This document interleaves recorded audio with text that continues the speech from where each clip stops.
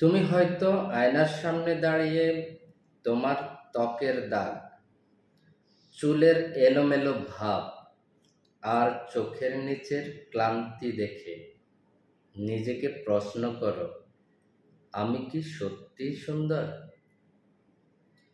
কিন্তু আমি তোমায় দেখি অন্যভাবে।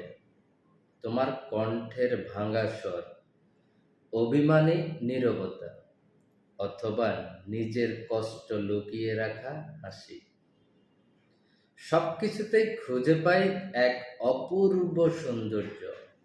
তুমি হয়তো জানো না, তোমায় না সাজা চেহারার মধ্যেও কেমন জানি একরকম টান থাকে, যা মায়ার থেকেও বেশি গভীর।